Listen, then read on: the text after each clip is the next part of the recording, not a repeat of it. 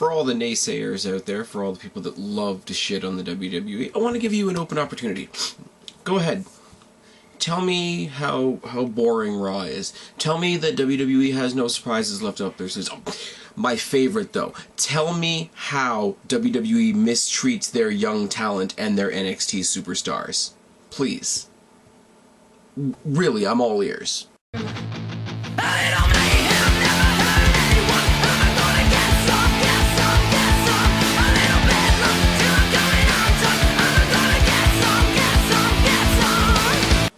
What's going on, everybody? It's your buddy, it's your pal Spaz, Phoenix, the YWC Reality Check, here with your October 26th post-Hell in the Cell Raw review. You guys know I don't do Hell in the Cell reviews per se, but I will say, I will echo the sentiments of most. This was a surprisingly good show. If any of you heard the preview that Guapo and I did, we were kind of thinking, okay, run-of-the-mill, just get us to Survivor Series type of thing, but no.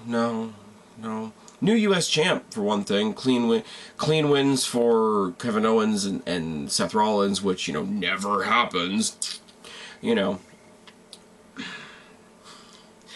the haters just make me laugh. And The Raw kept it right on going. I got lost in my thought, thinking about the haters and how they must be scrambling tonight to come up with something bad to say about the show. There is one match. I will be honest with you guys. There is one match on this card tonight that I didn't give a shit about, but one match in a 3-hour show, that's not a bad ratio, is it? We start off with the Authority. Oh no, it's the Authority. We always start with the Authority. You're making kids cry, bruh. Anyways, we start with the Authority, who are talking up last night's pay-per-view, patting themselves on the back, talking about how it started with Alberto Del Rio's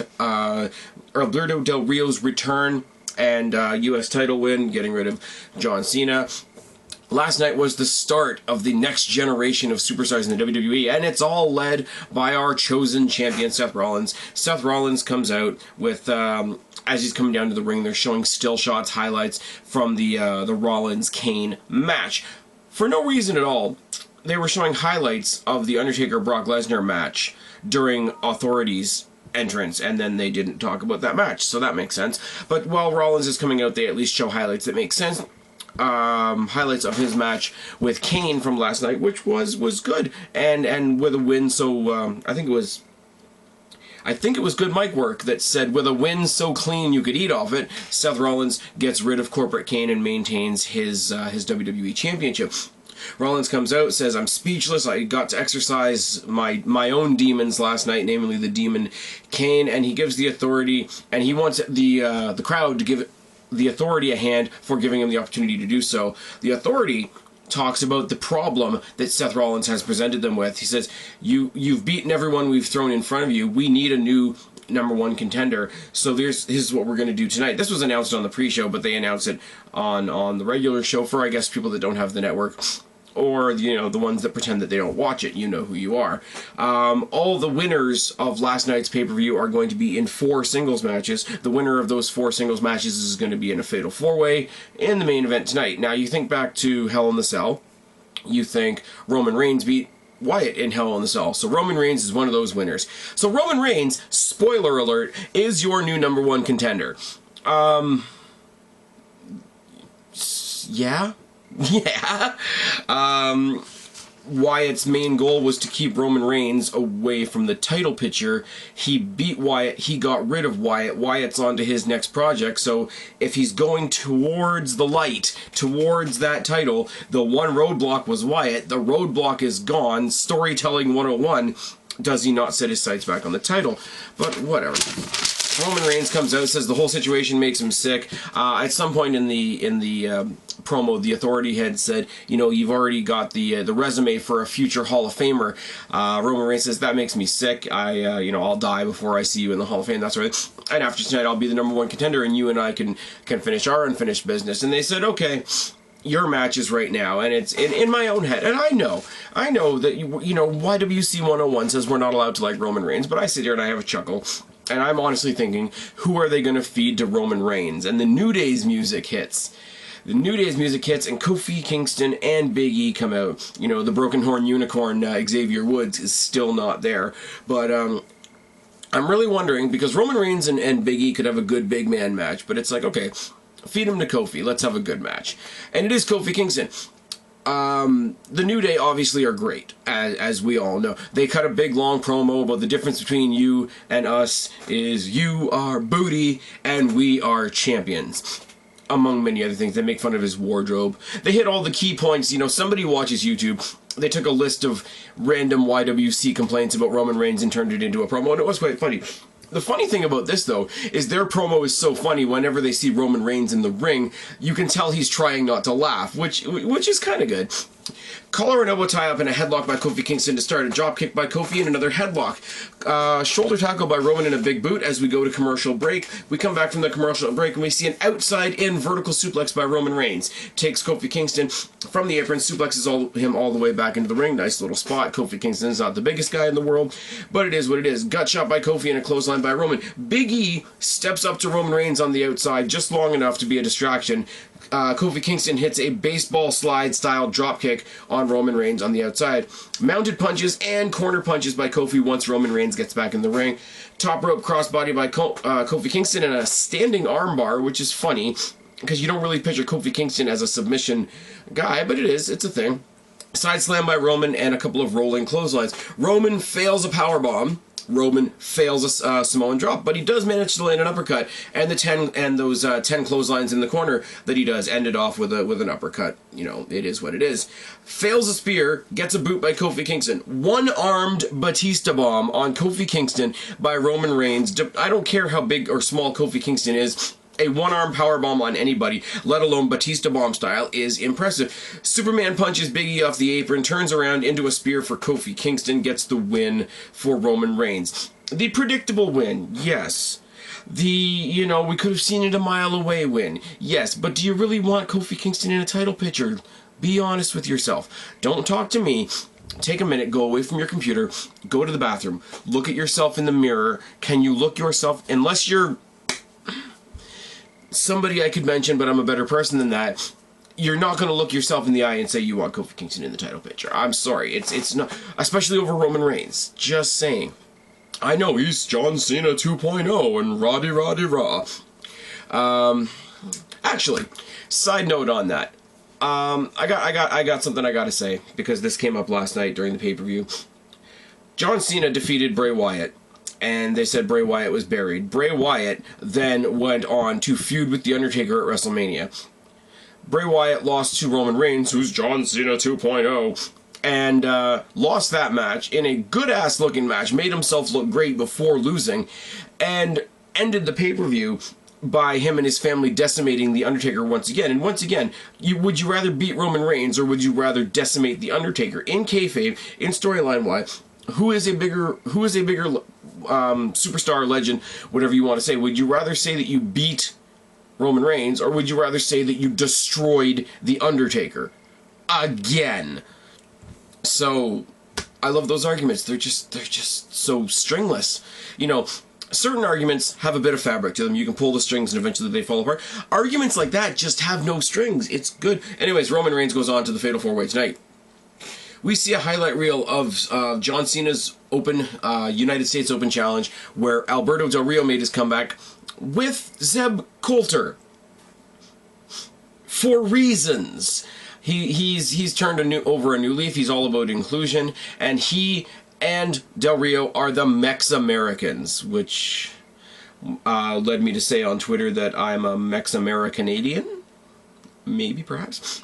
But we see that. It's great to see Alberto Del Rio back. I don't even care. There is a video coming for all the crying Daniel Bryan fans out there that wanted it to be Daniel Bryan. There is a video coming, because there are lots and lots and lots and lots of reasons why it made a whole lot more sense than Daniel Bryan. We get the other 3 brackets announced for later tonight. It's going to be Big E versus Ziggler, Alberto Del Rio versus Neville, and Owens versus Cesaro. None of those hurt my feelings whatsoever. We come back from... Wow. Clipboard is doing a thing. None of those hurt my feelings whatsoever, and we come back from the break and it's Owens versus Cesaro, which we've seen before and we know is going to be good. Quick roll by Owens to start off the match, and Cesaro says, anything you can do, I can do better. 2 quick rolls on him. Fight Owens, fight chance starts almost immediately. Both men trade punches and clotheslines, and they trade punches and clotheslines on the outside. Owens beats down Cesaro with stomps and clubs to the back once he's got him, off his feet. Stalling vertical suplex by Cesaro on Kevin Owens is fucking impressive. It's a thing. Cesaro eats apron, then they brawl outside. Double clothesline spot on the outside takes us to commercial break and almost gets them a double count out, if I'm not mistaken. Both men trade punches as we come back from the commercial break. Uppercut Express by Cesaro and a drop kick. The Uppercut Express is a very, very stupid name for that thing that he does, but I can't come up with anything better, so I can't really complain, can I? Running uppercut into the guardrail on the outside by Cesaro. Running cannonball off the apron to the outside by Cesaro. Top rope crossbody by Cesaro. Owens gets a brief scramble and a brief comeback and hits one of the dirtiest spike DDTs I have ever seen in my life. But a springboard corkscrew uppercut by Cesaro. Basically no-sells. I don't mind. Cesaro is a fucking beast. He can no-sell whatever he wants. I'm being a hypocrite there, but it's a thing. Springboard corkscrew uppercut by Cesaro is countered into a super kick and a pop-up powerbomb, and Kevin Owens gets the win. Because he does. Because it's Kevin Owens. And for some reason WWE hates Cesaro, but that's okay because I like Kevin Owens more. Cesaro is a fantastic talent. I have to clarify things like this when I say them, or else people out there are going to twist it. Cesaro is a fantastic fucking talent, but there's, I'm not saying what the WWE thinks is, he doesn't have any charisma, he doesn't connect with the audience. I'm not saying anything like that. Just as a heel, as a natural heel, Kevin Owens is just better. Not to say that on the 100% just strictly talking about athletic side of things, he's better, but as an overall superstar, overall character, getting the response that he wants, the charisma dripping off him, and the fact that he's the champion right now, Owens is a better overall superstar. That's just a thing. So if Cesaro had won this, also you would have to, relegate this to an Intercontinental title feud, would you not, if Cesaro had won this, because, if you beat the champion, you become the #1 contender. Roddy Rah. We see some awkward conversation in the back with Team PCB. Paige came out to celebrate with Charlotte last night. She's talking to Conan O'Brien on the phone, which is nice. Apparently there was an interview that she did with them a while ago. Apparently, I haven't seen it, but apparently there's a really awkward part of that interview where she tries to teach Conan O'Brien how to do her primal scream thing. I didn't see that, and I'm okay with never seeing that if I'm going to be completely honest with you guys. She sort of whispers under her breath how she's responsible for the Divas Revolution, but then turns it up a notch and really, really starts giving Charlotte a bunch of, praise, ass-kissing, let's all be sisters again, right. They do the stupid pinky thing, and Charlotte says to Becky, what do you think? Should we let her come out with us? And it's like, well, Natty was taken out. We need a third person for this 6-person tag. So yeah, why not? Charlotte says, something to the effect of, I'm going to take it out of you if I find out that you were the one that jumped Natty on SmackDown a couple weeks ago, which is nice. This is what I like. Okay, I'm going to share a thought with you guys. We've gotten to the point now with the 6 Diva tags where nothing is really going to happen in the 6 Diva tags. Something is always going to happen afterward. They're going to have a match because they need to all have a reason to be out there. Once they're out there, the purpose of the segment will serve itself. Does that make sense? The segment is going to be whatever happens, whatever twist, whatever turn, whatever storyline development happens. The match is irrelevant, really. The match is a reason to get them out there in the ring. So I don't mind it. The 6 Diva tags, the team thing. I mean, Nikki Bella is apparently going on a break with John Cena, and Bree's quitting eventually, and Alicia Fox by herself would be meh.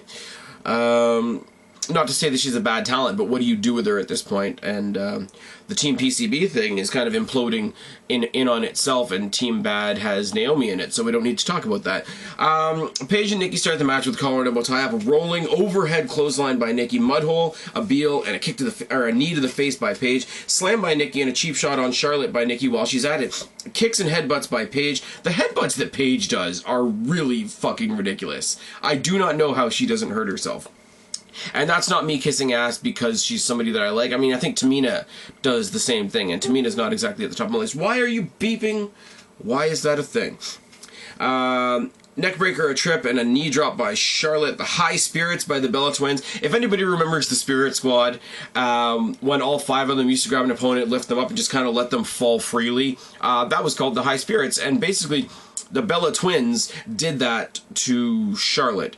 And running knee by Brie. Armbar by Brie while in the midst of a "We Want Becky" chant. In the midst of the "We Want Becky" chant, we got from Brie, say it loud and say it proud, like my buddy Guapo said on Twitter, the Daniel Bryan silly kicks. Oh, yes. Rolling clothesline and a leg lariat and a cradle suplex, all by Becky Lynch, who's incredibly underrated in this match. Spear by Charlotte, but a forearm and a rack attack by Nikki Bella get the win for Team Bella.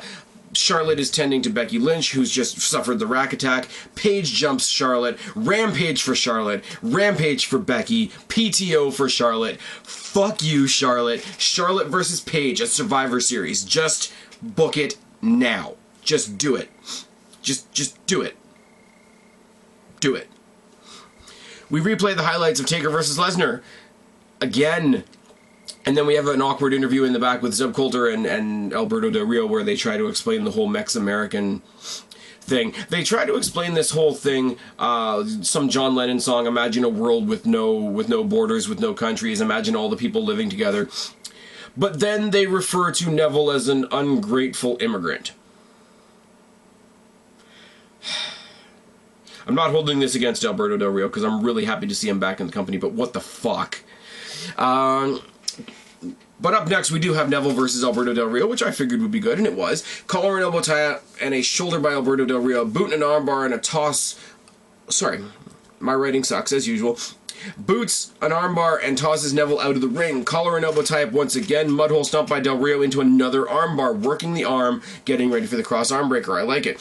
Wheelbarrow style facebuster by Neville and a top rope cross body by Neville as well takes us into the commercial break. Delberto. Alright, that's the first one. Delberto. First day with my new tongue. Alberto Del Rio rides a headlock. Delberto. Jesus fucking Christ. Punches and kicks by Neville. Tilt-a-whirl backbreaker by Alberto Del Rio. And he goes back to the headlock again. Working the back, working the neck, working the arm. The whole damn match. Welcome back, Delberto. Both men trade punches and crazy Neville kicks. Twisting suicide dive to the outside by Neville. Hurricane Rana by Neville and a boot. A step up Inseguro. And there's the second one. Step up Inseguri by Alberto Del Rio. Lariat clothesline. Del Rio stomps on the spine of Neville, which is just kind of fun to watch. Neville is in the Tree of Woe, and Alberto Del Rio wins the match with a double foot stomp to the chest. Sasha Banks wasn't on this show tonight, but I'm sure that made her happy. So Alberto Del Rio is now in the main event. Congratulations, Delberto. Okay, this is where I gotta tap out a little bit. This is me tapping out. For all the people that hate Raw and think there's nothing good on Raw and everything's boring and rah, here's my one recluse. Here is my one surrender to you guys. I do not give a shit about the Dudleys and Ryback versus Sheamus, Barrett, and Rusev.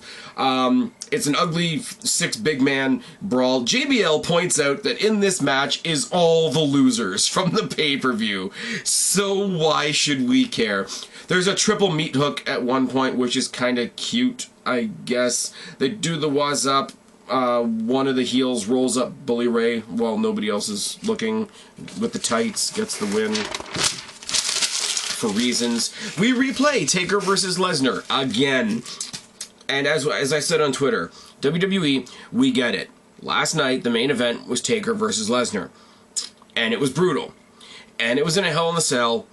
And Taker was jumped by the Wyatt family afterwards. We get it.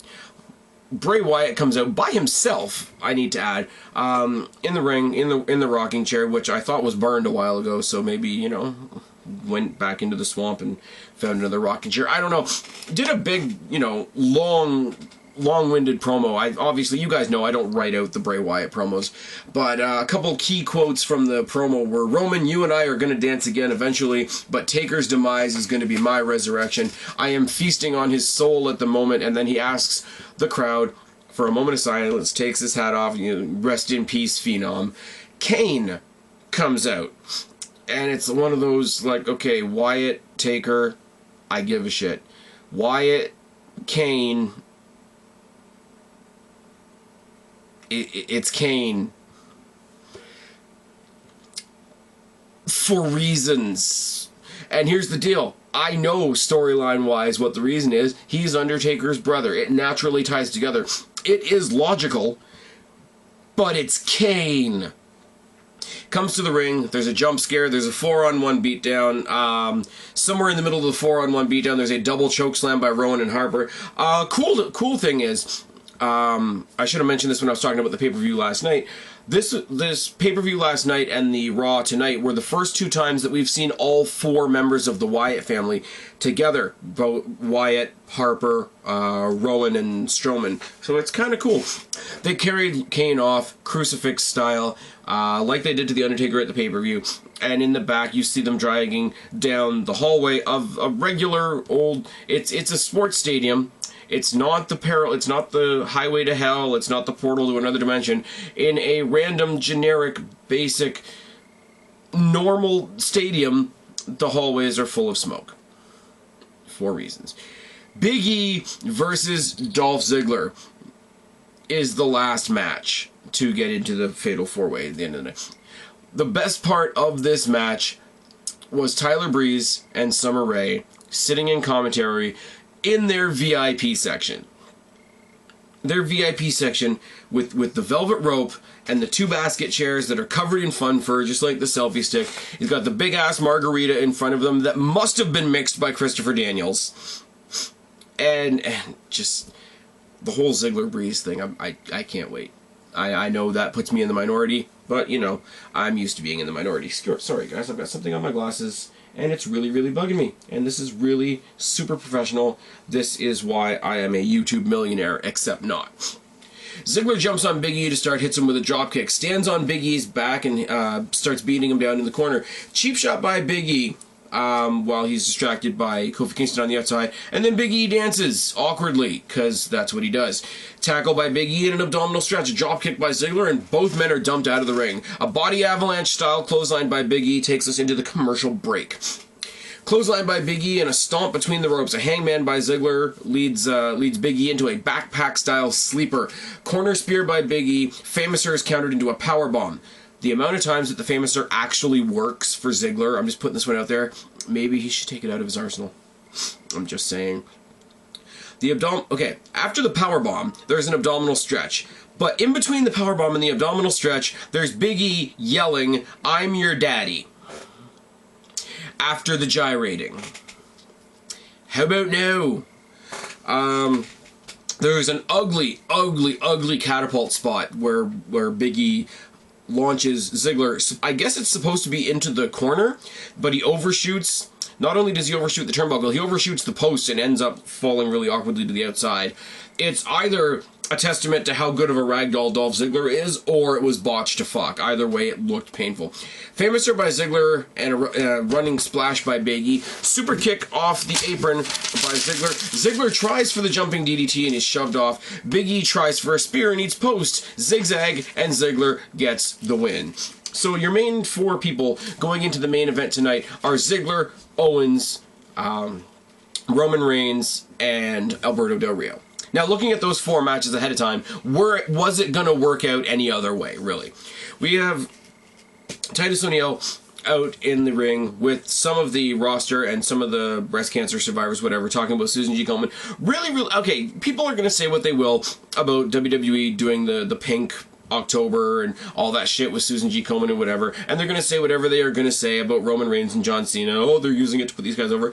Really cool to see somebody else being the spokesperson. Really cool to see Titus ONeil get a crack at doing that. He was good, and because he hasn't done it so many times, it didn't sound so rehearsed, and it did seem a little more genuine. I think they should share that around a little more, and it might help the cause. But we switch from that to the back where The Miz is playing a video game, which I don't know if it's obviously not intentional, but makes it look like The Miz doesn't, like one of your superstars, doesn't give a shit about this charity that you're supposedly really, really, really into. He's playing WWE 2K16, which comes out tomorrow. He's playing as Stone Cold Steve Austin, and then he gets told off by Austin in the back. And I'm really hoping this was pre-taped from the other Raw that Austin was already on, because if they brought Austin in just to do this, and this is all they did with him, that's fucking retarded. The main event is Roman versus Owens versus Alberto Del Rio versus Ziggler. Now, my notes for this match suck because you can't follow 4 guys around the ring and do it entirely correctly. So you're going to have to bear with me on my notes. But it is what it is, and Rollins is obviously on commentary. Where do I start? My notes are so messy, guys. So fucking messy. At the start of the bell, Ziggler and Owens square off, and Alberto Del Rio and Roman square off. Everyone's brawling. Everywhere. Roman eats commentator table early. Owens and Roman trade blows in the ring. Mudhole on Roman by Owens. Del Rio jumps off the guardrail onto Ziggler. Early on in the match, that's an interesting spot. I'm not gonna lie. Owens and Alberto Del Rio double team Roman Reigns. Roman slams everybody. He has one of those Kane Royal Rumble moments where he just stands tall for a second. Alberto Del Rio beats down Roman. Roman tosses him completely out of the ring. Drive-by for Owens and a drive-by for Alberto Del Rio. Super kick from Ziggler to Roman sends us into commercial break. That's the first time in this match that those two face off directly. It is not the last. We come back and Alberto Del Rio and Kevin Owens are double teaming Ziggler. Alberto Del Rio kicks Roman in the face from the apron because the 3 of them are in the ring. Roman's in on the outside. Roman approaches the ring to sort of join the fight again. Alberto Del Rio standing on the apron, just like kicks him in the face like, fuck off, like you don't need to be here type thing, which is good. Alberto Del Rio and Owens trade punches for a little bit. Super kick from Alberto Del Rio to Kevin Owens. Samoan drop to Alberto Del Rio and the 10 clotheslines. Roman and Ziggler square off for the first time, and that gets a huge pop from the crowd. Drop kick and a crazy DDT by Ziggler. That crazy DDT that he was trying to hit in the first match. Finally, he gets to hit it on somebody. A Famouser is countered into a Batista bomb by Roman Reigns, which is good. It wasn't the one-arm Batista bomb that he did in the first match, but hey, he's tired. He's on his second match. Leave him alone. Superman punch to Ziggler, a step-up enziguri to Owens, and a Famouser to Alberto Del Rio. Alberto Del Rio tosses and clotheslines Ziggler and stomps him. Owens and Alberto Del Rio. Here's a cool little thing. Owens and Alberto Del Rio try to hit a doomsday device on Dolph Ziggler, but Roman Superman punches Alberto Del Rio off the top rope. Ziggler escapes and super kicks Roman Reigns in the face. Belly to back release suplex to Ziggler by Owens. Cannonball for Ziggler, cannonball for Alberto Del Rio, and there is a massive pop when the last 2 people to square off are Kevin Owens and Roman Reigns. Super kick to Roman Reigns, but he comes up and he tries for the pop-up powerbomb. Pop-up powerbomb is countered into a Superman punch and a spear, and Roman Reigns gets the win. Now everybody's going to complain, but he had a good match with Kofi Kingston, which is more than I can say about some matches with Kofi Kingston, and this Fatal 4-Way was great. There was no, and I know they're all on vacation, whatever, fuck off, but John Cena's not there, Orton's not there, Sheamus isn't in the main event, Big Show's not in the main event, Kane's not in the main event.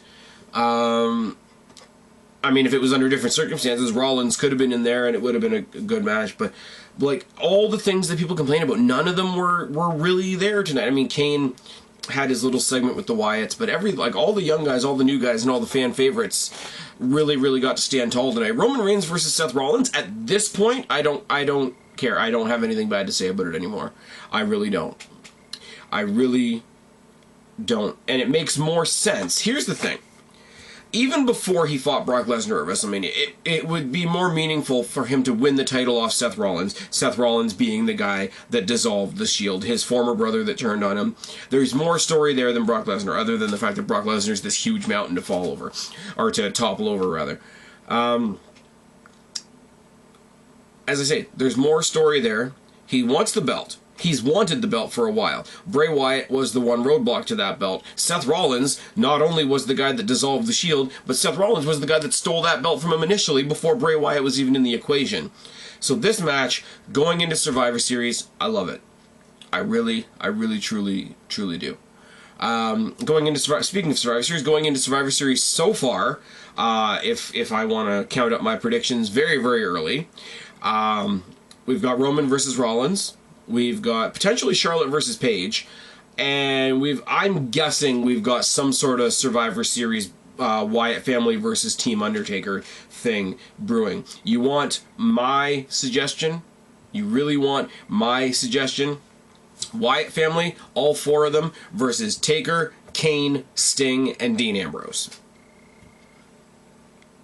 because Roman Reigns ended off his feud with the Wyatts before Ambrose get his last few licks in. Ambrose was supposed to get his last few licks in at Hell in the Cell in the pre-show, but Luke Harper had to go deal with family shit and Randy Orton got injured. So he is now, Roman Reigns finished his story. Dean Ambrose is now the one with an unfinished story with the Wyatts. So stick Dean Ambrose in there with Kane, Undertaker, and Sting. Get everybody to, like, the massive boner that everybody has for Taker and Sting being in the same ring, get it out that way, because we really don't want to see it at WrestleMania. I promise you, all of you that want to see Sting versus Taker at WrestleMania, you're setting yourself up to cry. But Hell in the Cell was great. This Raw was one of the better Raws that we've seen in a long time. I'm already excited for Survivor Series, and I haven't been able to say that in a long time. Do you agree? Do you disagree? This has been Raw for October 26th. I am Spaz Phoenix, your YWC Reality Check. Subscribe up there, talk down there, start a conversation, keep all these conversations going. Don't be a stranger. I'll talk to each and every last one of you later, but for right now, I'm tagging out. Bye, guys.